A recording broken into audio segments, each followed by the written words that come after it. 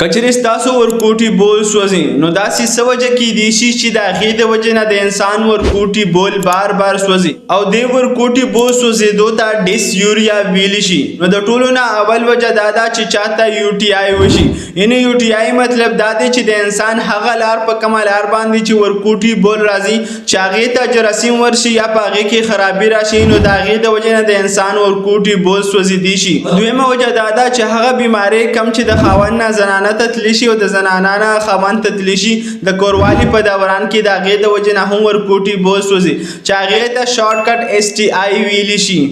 او درېیمه وجه دا ده که چېرې د انسان په ګردو کې کاڼې وي یا د انسان چې کومه د ورکوټي بول لاره ده په هغې کې کاڼې وي نو د هغې د وجې هم د انسان ورکوټي بول بار بار سوځېدی شي چې دې ته پیلونیفرایټس یا کډني سټون یا یورینري ټریک سټون هم ورته ویلی شي. او څلورمه وجه دا کیدی شي که چېرې د انسان کومه مثانه ده او په هغه کې کومه غوښه ده کوم ته چې پروسټیټ ګلینډ ویلی شي په هغې کې چې مسله راشي د هغې د وجې نه هم د انسان ورکوټي بول سوځېدی شي چې هغې ته پروسټاټایټس ویلی شي. او پنځمه وجه دا کیدی شي که چېرې انسان ته فنګل انفیکشن وشي د هغې د وجې هم د انسان بار بار ورکوټي بول سوځېدی شي.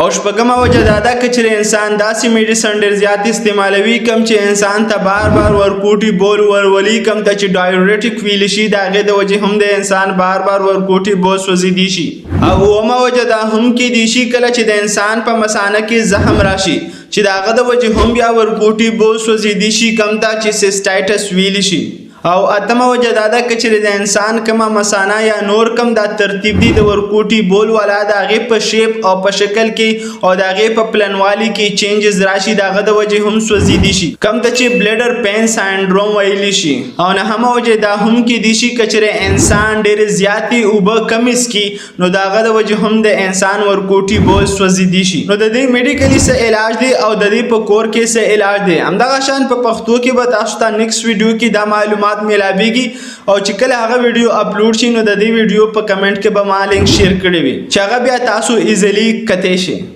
شکریہ. الله حافظ.